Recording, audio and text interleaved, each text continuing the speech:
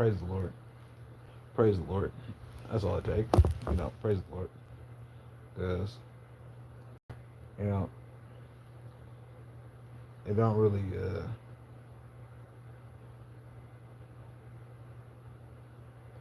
really kills me how off the road is. And, just like people, I've,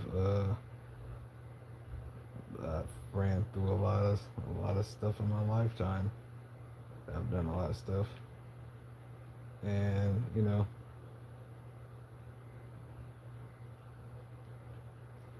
I have a hard time really understanding the things that people do, and just the hate,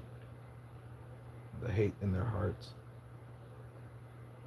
I mean, when I think back at myself, like when I was younger, how angry I was.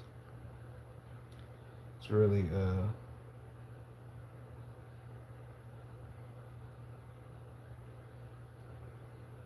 it's a lack of God. It's a lack of yourself. You know what I'm saying? Like that's what it is. Like don't mind the whatnot. Don't mind that. I'm just in here playing video games. You know what I'm saying? Suffering. Um, but what I have noticed is getting off the boxing, right? Some day like 12, 13. What you have to do is move. You have to and it's not just move. It's like workout. Like I wish I could go like do a walk, and you know what I'm saying, like work my back arms, because right now it's like I don't know, it's weird. You know what I'm saying? Like this. Body's weird. Body does a lot of weird things. You know what I'm saying? Like trying to deal with a lack of whatever. And I tell you what, you take stay away from what's it called, ZQL. Stay away from ZQL if you are getting off Suboxone. That is not what you want. I promise you. Because I was on I think day 11, and I took some ZQL trying to go to sleep, because like there ain't no sleeping. You know what I'm saying? Like when your body's trying to get readjusted, it's no sleeping. Like you're just restless, right? And with that, it's a whole different ball game. Like it's no play, and just restlessness. All you're gonna do is toss. But as long as you have that in mind and you stay committed, like just don't take nothing else. And that'd be a hard thing for people, to really commit to something.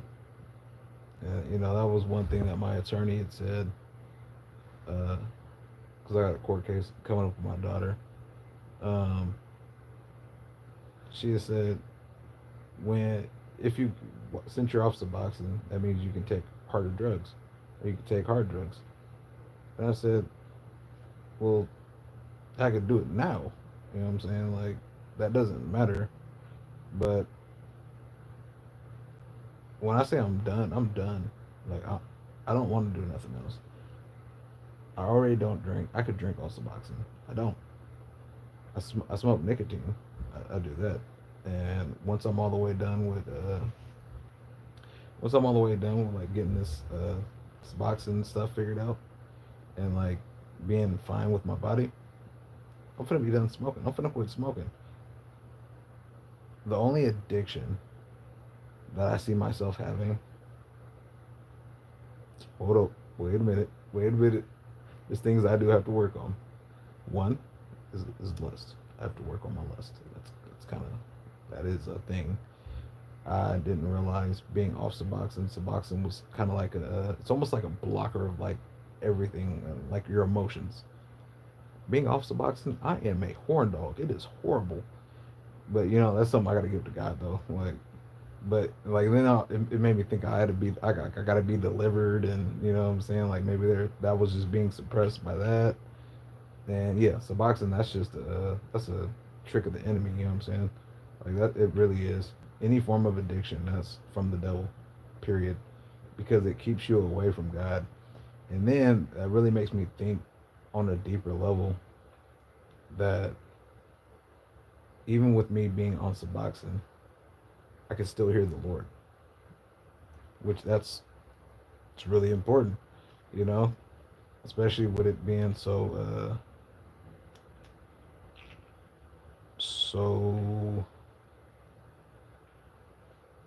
like used in my life. Granted, I've only been on Suboxone for 3 years, but that's a that is a long time. I don't know if they was thinking I was going to be on it my whole life, but I was just fearing going through the motions, which really aren't that bad, especially when you taper down.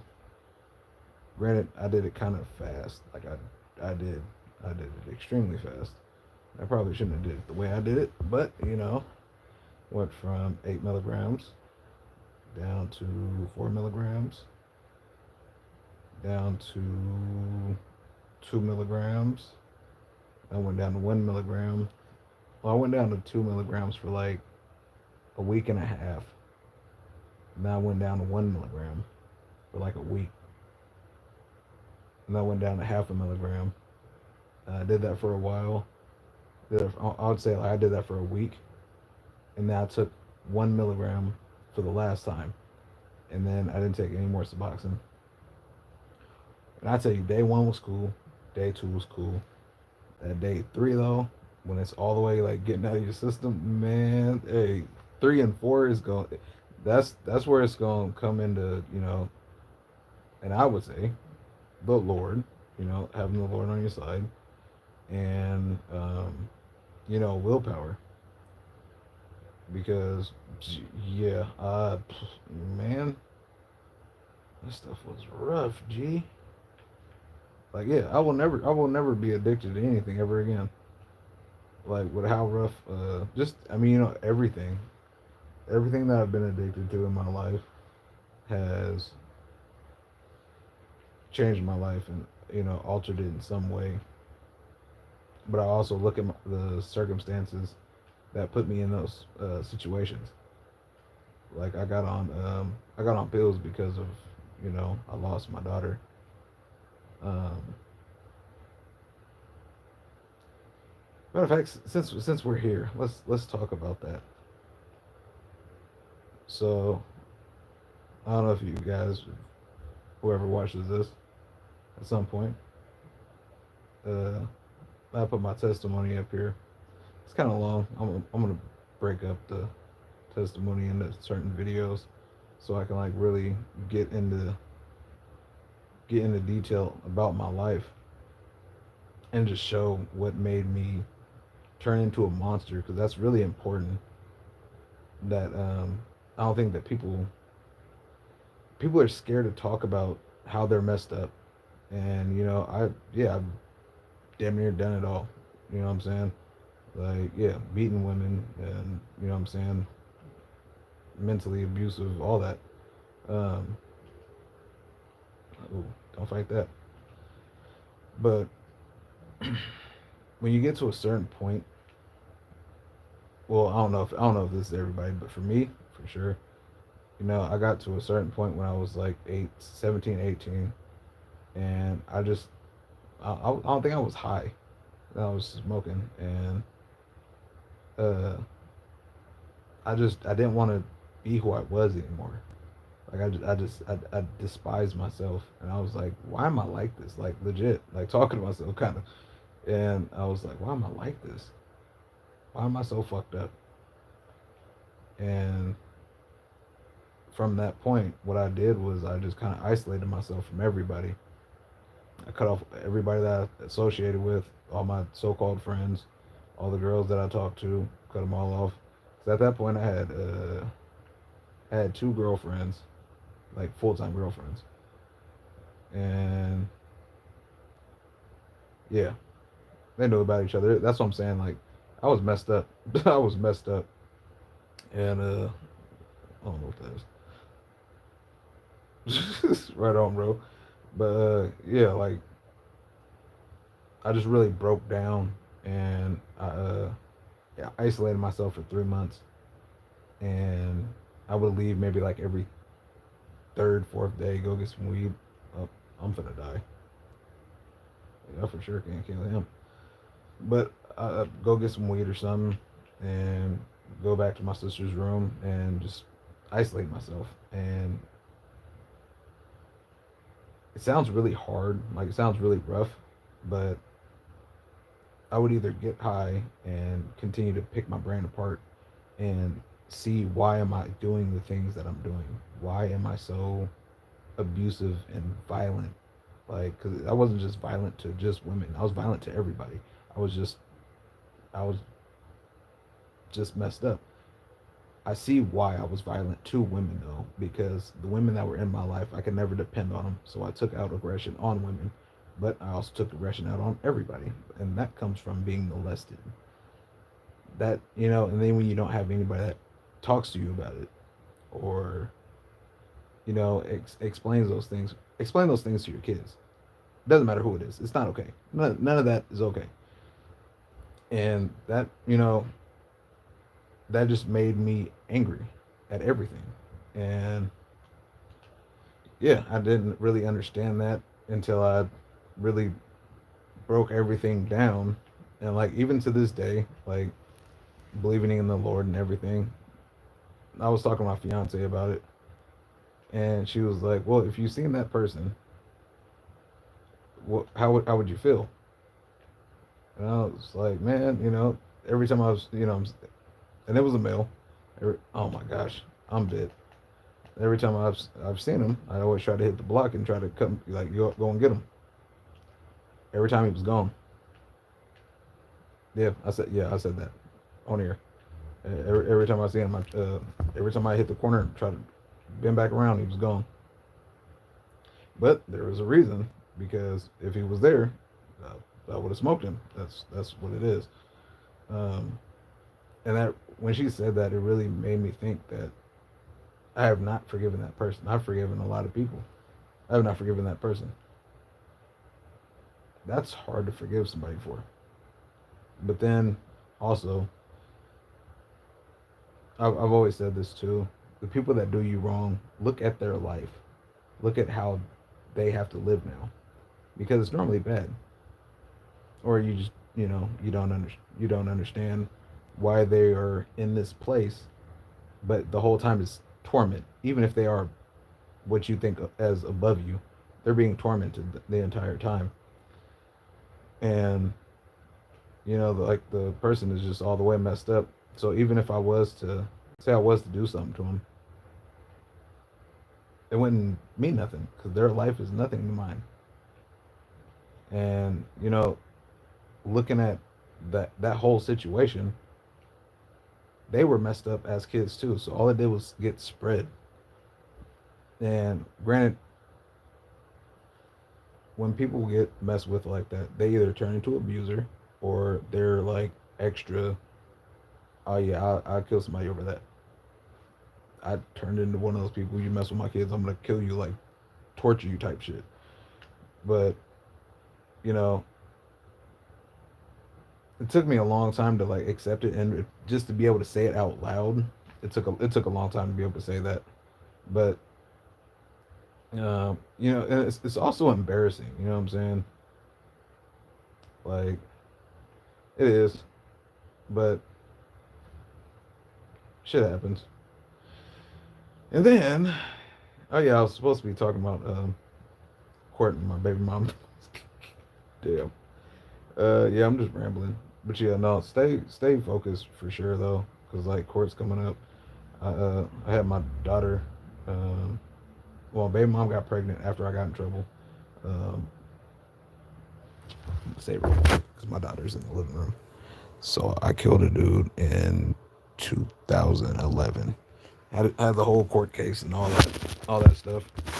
Um, Ended up getting probation and stuff because justified.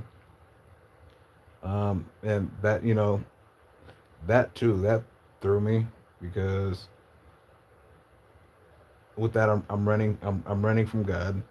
even though that's I was praying to him, like, but there's things you just don't do, and I felt like that there was a that sin is not forgiven. But when you look in the Bible and you look at King David and things like that, these guys were kings. These guys killed thousands, thousands, like with a sword, like hand to hand. So I had to think about it like that. And then when you look at Psalms, when you think about all the times that David would cry out to God, like, don't let my enemies like destroy me, like that's real. Like the Bible is like a trip. Like when you, man, it's something to really get into, especially when you are in a when you're in a dark place. Like because after that, I started messing with my baby mom. She got pregnant after the case was closed and all that. She got pregnant, and then she broke up with me and didn't want to be with me after my daughter was like, after we got past the first trimester, it was just in there. So she was like, I don't want to be with you no more. So I called her every day until until the last month. Like I was huge, man. I blew up. I'm 5'6". I ended up getting to like 265, and it broke me. And then so I didn't call her the last month, and then she called me the night she was giving birth, and I went up there. Like my daughter doesn't have my last name, um, but I got her now though. Praise the Lord, I got her now though. You know what I'm saying? I got her full time. Her mom got supervised visits. Yeah, I'm doing that. Yeah, yeah. But yeah, she had her. She ended up getting sick like her first month, like being born, and she had got pneumonia and went to the hospital. And after she got out of the hospital, her mom had brought her to me. And when she brought me my daughter, she never came back and got her. So I just had, a newborn, and I was paying 500 in child support. Um, like when she was a baby, you know what I'm saying? Like if it wasn't for my sister and my mom, like I don't know what I would have been able to do. Like praise the Lord, you know what I'm saying? And yeah, it was really rough. Like I would get my check, and my check would be like 60, $80, and I would just cry. I would cry in front of everybody because I didn't care. Like I'm on probation, you know what I'm saying? For what had happened. I got a baby. There's no selling drugs. There's no, you know what I'm saying? Unless I'm like cleaning somebody's carpet or doing like something odd, that there's no money to be made. I refuse to sell drugs and go to jail and not be with my daughter. I don't believe in it. I couldn't do that.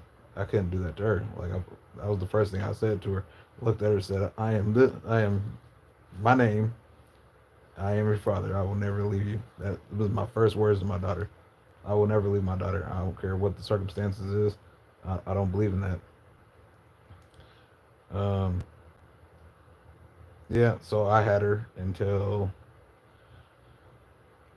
like just alone. I had her until she was like 2.5, and then her mom started getting her like on the weekends sometimes.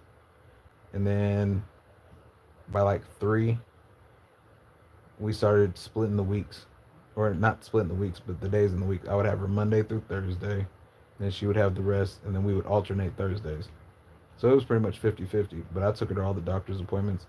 Man, I had my daughter doing gymnastics. She did gymnastics twice. She did ballet twice. She did swim class twice. She did an art class. She did a cooking class. And when we went to, I know she did something else. It pissed me off. But she did all those things at by the age of 5. All those things. Matter of fact, when we went to court, she was in piano. I had to take her out because her mom wouldn't take her. So, but she's doing basketball now. As soon as I got her, you know what I'm saying. You gotta. If I'm doing something, you gotta do something too. This is how we build character. That was the first thing that she asked. Oh, can I do something? Of course. What do you want to do? Oh, I was thinking about basketball. It's like, all right, that was pretty funny. But yeah. But when I lost in court, when she was like 5, I told my baby mom, I was like, you're you're you're ruining my life. Like this is all this is all I really have.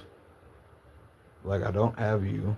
I don't, you know what I'm saying? Like granted, I didn't really want to be with her because she was a mess. But I was kind of just alone, and then I didn't get to see my baby's growth, and you know what I'm saying, like all that stuff, and just hurt. And then now I get my daughter the first 3 weekends that really broke me, and I had her whole life and doing all the things. And once once I started getting free time, started taking pills, and that's how I got addicted to pills. I mean, it's a real shitty way, but idle time, you know, Devil's Playground. That's what happens. Um, I didn't think it was gonna. I didn't think it was gonna be that bad. Honestly, but that's how it happens. You just you're doing it on the weekend. You start doing it through the week, and then damn, you was a junkie. But yeah, then stuff had happened. Ended up being with this girl with borderline personality disorder. If you guys know anybody that has that, leave them alone. If they're your family, love them from a distance. If they're your kids, pray that demon out. You gotta some. That is a different kind of disorder, and it's rough. They feel like everything is their fault, but then they're almost like a psychopath. It's really hard to be with a person like that, or like even to like love them. It's just hard. Yeah, yeah, no, I will never again. But I got a fiance now. Man, yeah, it's a beautiful thing. Like really giving your life to the Lord, and Him blessing you with everything. Like so, leaving that girl and being on drugs. So I had prayed. I was at her house because I was living with her, and I was sleeping on the mattress on the floor. And I woke up one night feeling a withdrawal. I didn't know what it was. I was withdrawing, and I looked around, and she's on a bed above me, and I just look around. I'm like, what am I doing? Again, one of those moments back when I was 17, 18. And I'm like, I don't want to do this no more. And I prayed. And I prayed and I said, Lord, I don't want to do this no more. Woke up in the morning and I had uh I had asked her if she wanted to stop doing drugs and start a family. She said no. Oh, bro, I was taking Fetty, bro. I wasn't smoking them. Like I was taking the blues. Like, yeah, yeah, bro. Wild, wicked work. But yeah, I don't see how they smoke them. That's wild. That's wild work. I couldn't imagine. And she said no. She was like, "You can stop taking them." You know what I'm saying? I'm not. And I was like, "All right, bet." And I moved out. I moved in with my aunt and got on Suboxone, and I continued to. Well, that's when I actually started to find God. Like I started praying. I started actually reading the Bible. Um, and it was hard in the beginning because it's like I don't know. It's just it's hard in the beginning because you're so used to the world, and you got all these demons just constantly, what I'm saying, attacking, because that's what it is.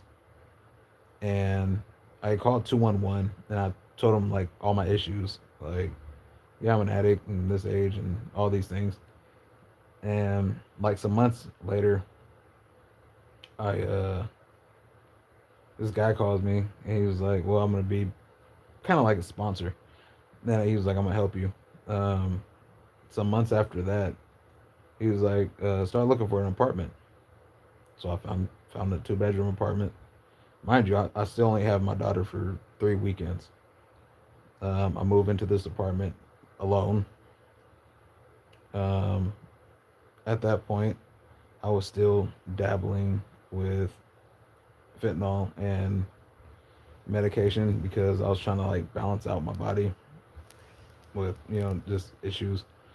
And I had moved in here. I was in here probably a while, maybe like a year, and I kind of backslid, kind of turned my back on the Lord. Then I was working at a like a Shell gas station, and my aunt had dialysis, or no, her kidneys were failing. She was on hospice. She wouldn't do dialysis, so we were just kind of just waiting on her. And every day before work, I would go see her, and after work, I would go see her before I went home. One night, I went to her house to see her, and she was gone. I mean, she was there, but she wasn't there, and I lost control. I relapsed because I didn't take anything for like a month, and I relapsed. And then I drank. I drank like a fifth just to my face. I got my cousin dropped me off home. The last thing I remember, and this was the last time I ever took anything, drank anything. The last thing I remember, I was making food in my kitchen. I black out. I wake up on my couch at like 4 in the morning. At that point, I will never, I will never take pills ever again. There's nothing to talk about. Oh, what if you relapse? There is no what if you relapse. There isn't. There's not. I scared myself. I don't see how people get don't. I don't see how people play with their life like that. I'm not finna play with my life, because what would happen? Because at that point, my dad does maintenance at my apartments. What would have happened is either it would have been one of my visits where I would have got my daughter, and either she would have found me, or whoever had her, or my dad would have found me in here stinking. That terrified me. If I was to be gone, who's gonna really take care of my daughter? Nobody. Baby mom would have went off the deep end because I'm gone, and yeah, that's why. Yeah, no, never again, never again. And I really dove into the Lord after that. And my mom was an alcoholic my whole life, and my best friend when she was an alcoholic, and she was opiate she was addicted to opiates too, so she understand what I was going through. And I prayed for both of them to put the bottle down. They're both now sober. My mom and my best friend, they're 2 years sober. I'm 3 years sober. Yeah, because I got sober before them. Because that incident happened like 3.5 years ago. And I got sober and I was telling my best friend, you know what I'm saying? You gotta stop doing this. Because I'm already watching my mom die. She's drinking herself to death. If you want to continue to be my friend, you need to be my friend. I can't watch you die. And that's all I really had to say to her and pray. My best friend's sober now. She's got her own business. Yeah, she works out every day. She does yoga. Mind you, she's old too. She's in her 50s. My mom, she's sober. I have a relationship with my mom. My daughter has a relationship with her. I always kept my daughter away from her because of our relationship. I didn't. I never. Why would I have my daughter around you and you're an alcoholic? And I despise that. I couldn't stand it. And they have a relationship now. Um, I have an apartment that I don't have to worry about rent. Like, in the process of me getting this place, I moved in for like, I think I was here for like 2 months, and the dude called me back and was like, "You got Section 8." And I was like, "What?" He's like, "Yeah, you got Section 8." I was like, "Oh, well, right on." I've never filled out nothing for that, but with me still being on child support, there would be no way I could afford this. And people say God isn't real. He kept me out of captivity for my life, my whole life, because it wasn't just like a random person. Like it's a white dude. You know what I'm saying? A black dude can't really do that. Like that's what it is. Like that's yeah, that doesn't happen. He kept me out of captivity. Um, yeah, he allowed me to do these things, but what it is he made, and people get mad at God. Well, why did God make this happen for this moment right here? That's why, for us to give Him glory. Because my best friend's sober, I'm sober, my mom's sober. I have my daughter. That was another thing that I prayed for. I wanted my daughter back because every time she would come, she would cry and didn't want to go home. My daughter has PTSD now, living with her mom, like all kinds of stuff. Like I got her in therapy. She's doing basketball. Her grades are good. She's missed 2 days, 2.5 days of school. Like, bro, man, I am killing it. Yeah, I don't want to hear none of that. But it's all to the Most High. Yeah. I got a fiance. I prayed for a woman that would love me for me and to love my daughter. That's all I wanted. That was it. I didn't want nothing else. And yeah, the Lord blessed me with her. I had a dream about her. It's funny because before we started talking, like I'd say like a month before she reached out, I had a dream about her. I was down at Pioneer Square here in Portland, and somebody walked up to me and was like, "Hey, how you been?" I was like, "Cool." They left. And then my fiance walks up to me. She was like, "How you been?" Gave me a hug. And I was like, "Good, whoop whoop," and looking good in a like a girl suit. And she was like, "I got a meeting. I'll see you later." And I was like, "Oh, all right, man." Wake up. Some time goes by. She reaches out. I didn't think nothing out of it because it was just real short. Like she asked me about my dreads. Like she was like, "Oh, you cut your dreads," and I was just like, "Yeah," and just kind of was like just dead conversation. And then I had prayed again. I was like, "Lord, make it make her just in my face so I don't miss her because I was so like in just focused on the Lord. Nothing really mattered, and that's where I need to get back to because I'm letting my flesh and I'm worrying about court kind of put me in a weird stagnant place, and then getting off Suboxone too is a whole combination of things. But she had reached out again, and then we talked for hours, like on some kid stuff. It was a trip, and everything. Like I didn't even talk that much, but everything that she was saying was everything that I want and everything that I like going on hikes and wanting to have a farm and land, not even a house, a farm and land, like doing that.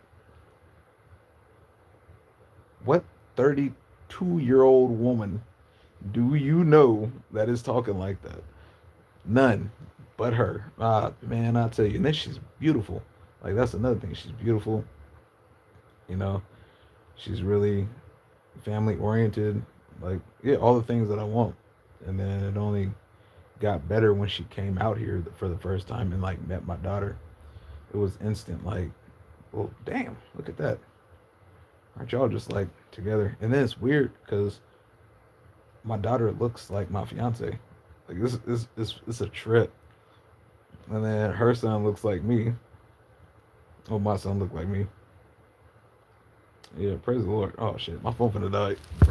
Let me get a charger real quick. Gee, it might die, G. It might die on you.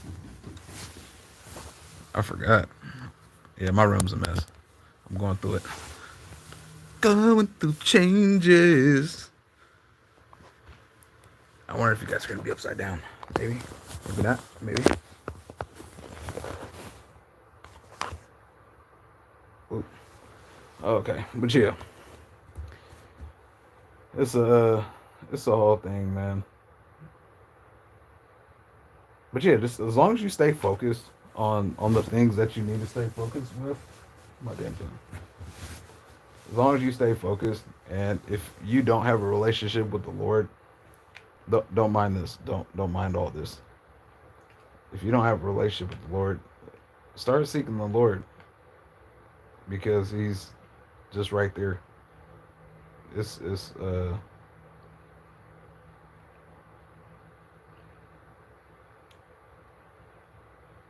don't feel shame. Don't don't feel shame. No matter what you do, because that is a trick of the enemy. Don't feel shame. We like, and then once you get and then once you get saved, like once you get dunked in that water, I tell you that's something different too. Like I had a weird experience, but once you give your life to the Lord, even before the water, once you like give your life to Him, it's it only gets better. And then you know you're His. He's for you. Like there's no, yeah, the enemy can, mess with you, but as long as you know who you are,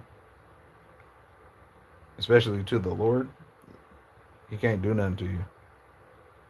And then like because my baby mom, she's into like crystals and witchcraft and all that. Nothing she do can really mess with me. Nothing, because all she does is speak evil, and all I do is pray for her. She can't do nothing to me. You know what I'm saying? Like, and that's the thing too is I never tried to hurt you. Like, like you met me at a good point in life. I never cheated on you. I never hit you. I didn't do that. Really? You know what I'm saying? Like she said, "Oh yeah, well, you cheated on me." No, I didn't. And that's the cool part is every woman that I cheated, every woman that I cheated on, I told them. I told them. I told every woman because it's like this. You're either gonna accept it and be with me, or you're gonna leave. That's it. I'm not gonna. Yeah, I'm not gonna lie. I don't need to lie. So who's the boss? I'm the boss. You the boss. It's simple. But that was also like a weird. It's also like a manipulation thing, and it's because you've already cheated on them, and girls, women are weird. You because you've already cheated on them, they don't want you to cheat on the same woman, so they don't want to be beat by that other woman, and that's real. That's what it is. Like yeah, women's ego is something different. But then they find with having somebody else's man and all that, they just don't want to be the ones getting shit on.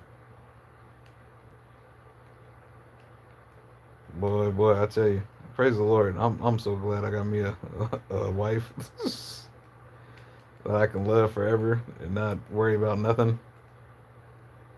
And that's another thing too. She was my first girlfriend, like back in the day,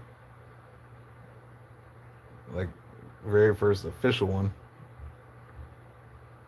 And I mean, she left and lived life. We both went and did our thing. I'll tell you, neither one of our lives were easy,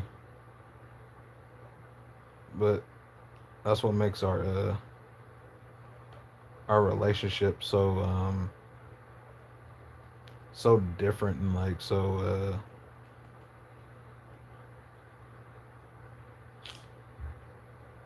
I don't even know how to really this awesome. Our relationship is awesome. Like I don't have to worry about cheating or feeling insecure, because that would be a thing. Like back in the day, I'd be really insecure, real territorial. Nah, not with her, which really really blows my mind because with how beautiful she is, like she's the prettiest woman I've ever been with, and yeah, that's real. Um, I'm not like well, I am territorial. Let me not lie. I'm for sure that, but it's not a insecure like, no, you ain't going to the store. Like it ain't that. Like, nah, beat it. Go ahead, have fun. Oh, what's something's on me? Oh, they on me. Oh man, these dang mosquitoes. But yeah, no. As long as you stay focused and like focus on the Lord, that's the biggest thing is focusing on the Lord.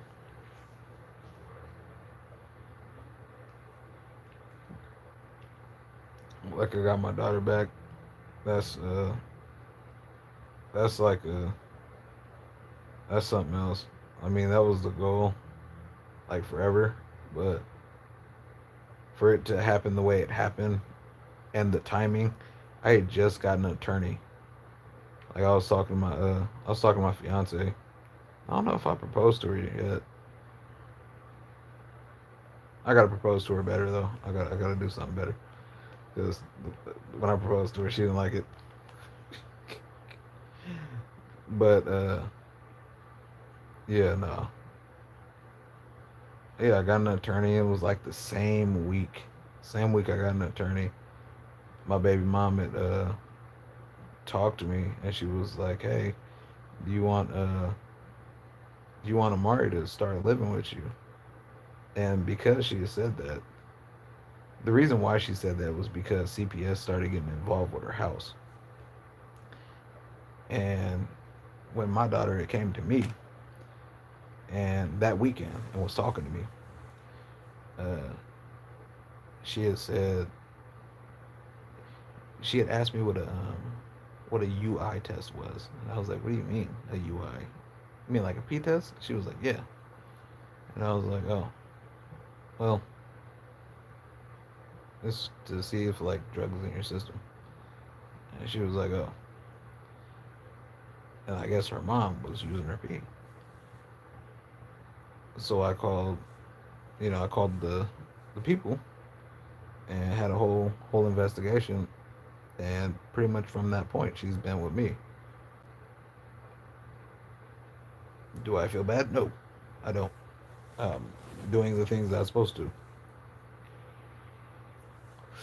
and that's as a father. What kind of shit is that? She's already been saying like how much she don't like being there, and then you would just come to me and say, "Oh, well, give her some backbone so she lives. So she'll tell me that she wants to live with you. She doesn't have to. Why don't you just let her? Why are you being weird?" But deep down, you knew you wanted her to live with me because you know that you got all kinds of nonsense going on in your house. That's what it boiled down to. But and it's only getting worse.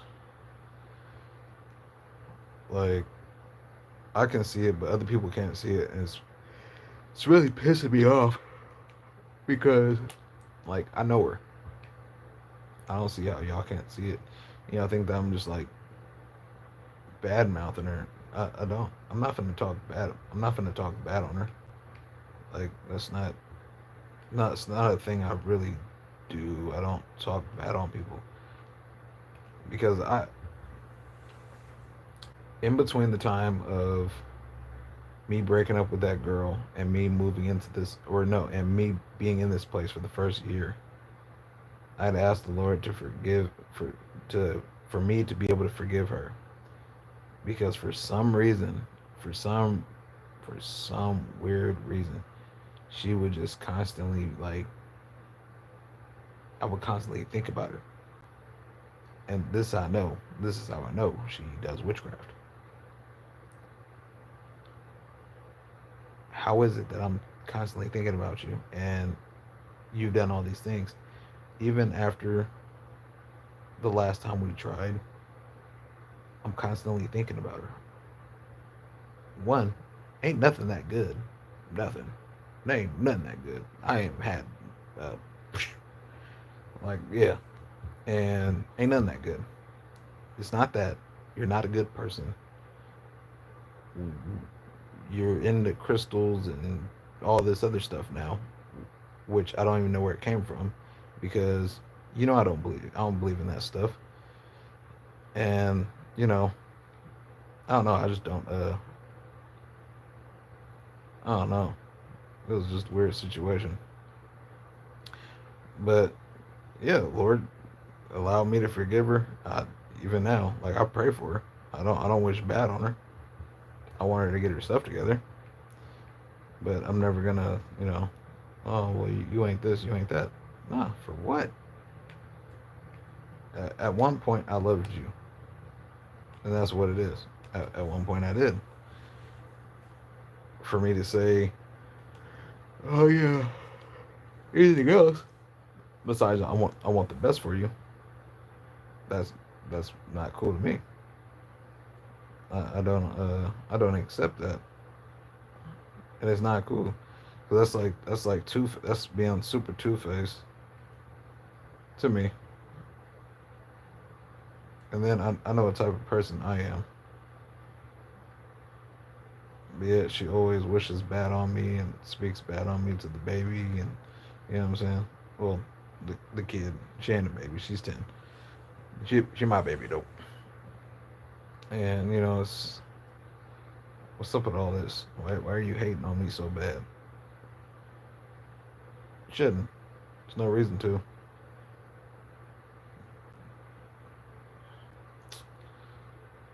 But you know, I need to really, I really need to talk to the Lord and not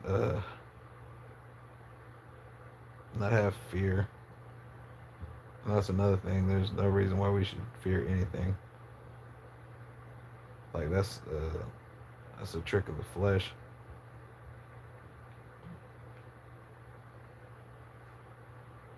Yeah, don't be tricked out of anything like that. Yeah, never be tricked. 'Cause I'll tell you, the enemy is. People think that they're smarter than the devil. You can't be smarter than the devil. Like he got Adam and Eve. I just heard this today. He got Adam and Eve. Well, he got Eve. And that's another thing that gets me too is men act like they forget their where they are. Like men are supposed to be leaders. Why aren't we leading our households? What happened? And that's kind of what it boils down to. What happened? Because and I talked to my dad about this a lot because my grandpa died. I want to say 2 years ago, and like it worries me because my dad is about to be 60, and when when my dad's gone, right?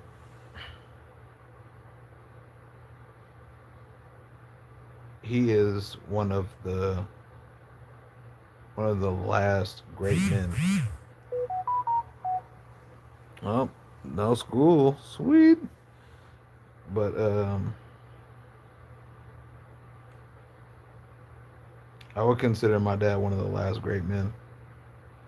And people don't think about it. When all the great men are gone, it's going to be us. We're the ones that are going to have to pick up the slack. And then when you take it in consideration, right? And this is just like all around. So say that there's five great men, right? These great men had three, each one had a kid, and only three ended up being their sons, being strong men that had kids. Now, the strong kids, they had kids, which maybe only had one strong kid. So the the great men and the strong men that had passed down, there's so many people astray now, and there's so many men that even don't want to be men.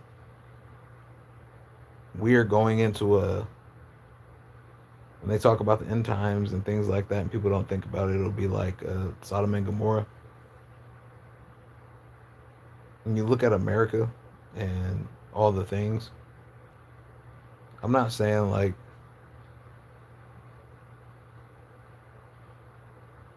I'm not saying what they're doing is wrong. They know what the Bible says. I don't need to say anything about them. I don't, you know, because I be getting in trouble. Like my lives will get cut off, and I'll get banned and all this other weird stuff. Like I be getting strikes, but it's in the Bible. Like I don't have to say anything else. Like y'all know what it is. Why aren't the men being men? Granted, it's hard. Yes, it is. But this is what we're called to do. We're supposed to do these things. And then when we have kids, when we have offspring, everything that they do until they get to a certain age falls on us. This is why it's so important to be involved in our kids' lives. It took me a long time to even be able to think and process and talk like this. I know I wouldn't leave my kids because, my biological dad wasn't there, so I don't believe it, leaving my kids. That sounds crazy to me. Why would I have a kid and then leave? And that's why I only had, one daughter. I had just one. I was gonna have another one with the borderline, but that didn't fall through. I think the Lord just saved me with that one because she had told, and that's another thing too. She told me it wasn't genetic, and it is genetic. It is genetic. Borderline personality disorder is genetic, so it can be passed down to kids, or it's um, caused by like severe trauma. And yeah, I, yeah, I don't want my kids having nothing like that. So maybe that was the reason. Maybe that was the reason for it. I don't know. But I tell you, it's weird the way life kind of happens. You know, like with just all the things. It really is weird. I I think it's pretty funny. Oh, that makes my agility go down. That's terrible. I'm getting rid of that. But yeah, I never been in a state where I am now, like being happy and like all the good things. And I know it's the Lord because it ain't me. Oh yeah. So when I got baptized, right? No, the water didn't turn black or nothing. But so this is after my fiance came out. Uh, I want to say a couple times. I had went out there. I went out there once. I want to say, and then I was going out there a second time, and I had asked her before, could I get baptized at her church because I've never been baptized, and she was like, yeah. And when I tell you,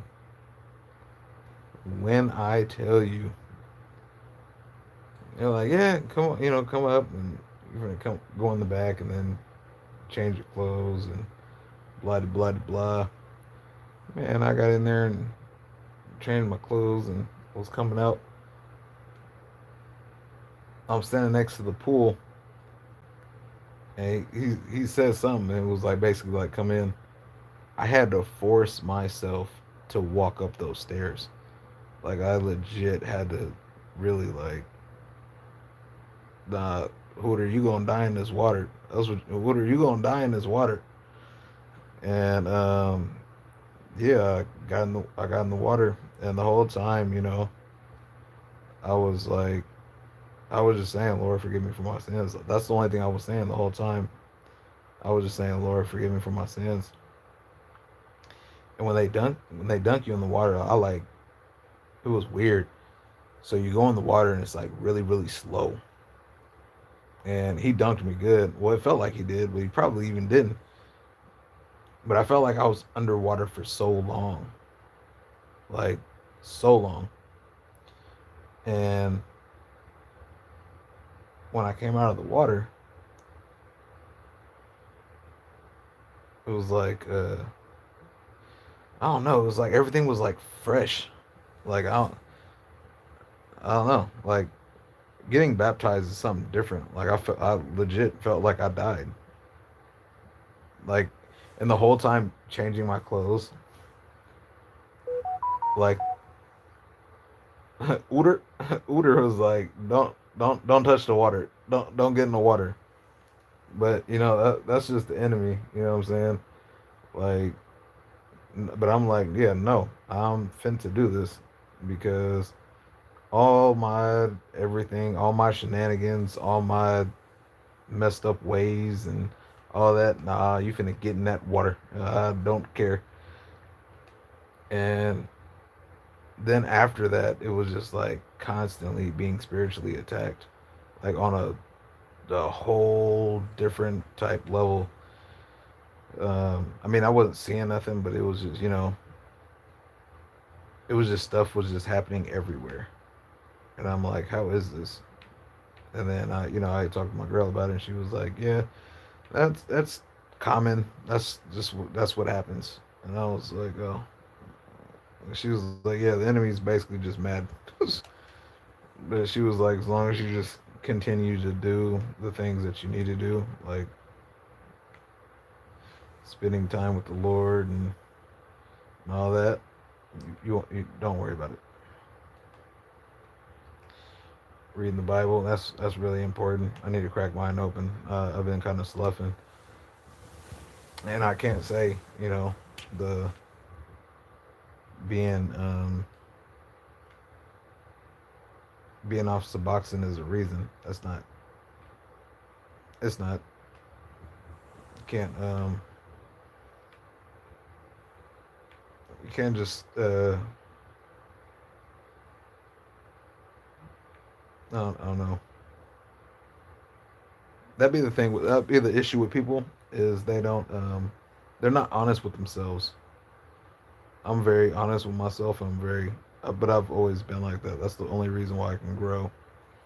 Oh, and what I also learned too was when I found God, like living here, I had pretty much did like the 12-step program by myself without knowing it. Granted, you're supposed to do it with other people, but I didn't know it. I like kind of like just isolated myself again, like just working and not dealing with nobody. And yeah, and it was after like that one and only overdose. It might not even have been an overdose, but I say it was, and I'll never do it again. So now I'm sober all the way. Yeah, that was weird. My attorney had said something about this boxing. I don't know if I already said that, but she was like, "Yeah, it's kind of room for you to do harder stuff." No, no, it's not. I'm gonna get off. I'm gonna get off a drug to do drugs. For what? And I wanna I wanna get married. I wanna move and get married. Why would I start doing drugs? It's like the dumbest shit I ever heard. Yeah, I don't know. The way people think is so weird. It's very weird to me. It's very very weird. I don't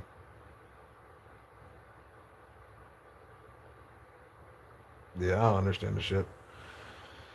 Tell you, I'm getting real fucking tired of stupid people. I am getting tired of because everybody has something to say, but yet they don't go through the things to like really change. Like I put in all my work, like for everything, and I accept myself for who I am, all flaws, all everything. That's how most people need to be. Because if you're not like that, how are you gonna grow? If you don't accept the things that you do wrong, how are you gonna be better? You're not.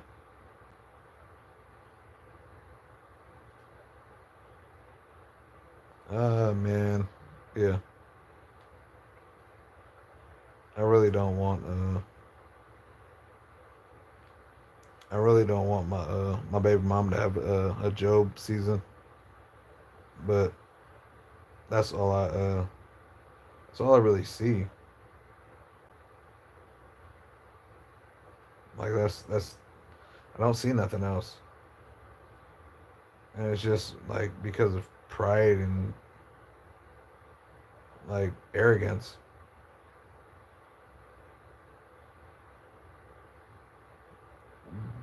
But it's alright. Everybody's gotta learn, and you know if hopefully it brings her to God, and you know away from that whatever witchcraft crap that she's into. You know what I'm saying? Like give glory to the Lord.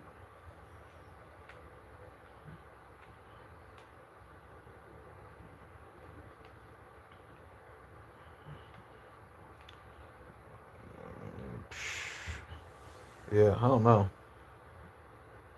Life is very interesting. It's I should write a book. I'd be thinking about it, but then it'd be like, yeah, do you have the time for that? I know once I get my land, I'll be able to write a book.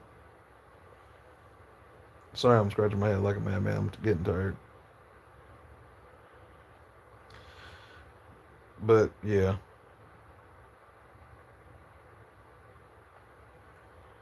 I think we should all write a book because everybody that's watching this and whoever does end up watching this, all we all have a story, and you know the reason why things are the way they are, and the reason why things happen to us is to give glory to the Lord. Like even when we think we're alone, we're not. Another thing too, it'd be if you just start praying, and this is what gets me like every time when I pray, is you just thank the Lord for loving you. It'll break you down. It'll make you cry. That's wild. That's wild work. But you know, it is what it is. Everybody can't be happy. Everybody can't wish good. I don't know why people have such angry hearts. And it's like we're not supposed to live like that. We're not. We're supposed to be more than happy and content with each other. Like yeah, it's a cold world. Praise the Lord, though.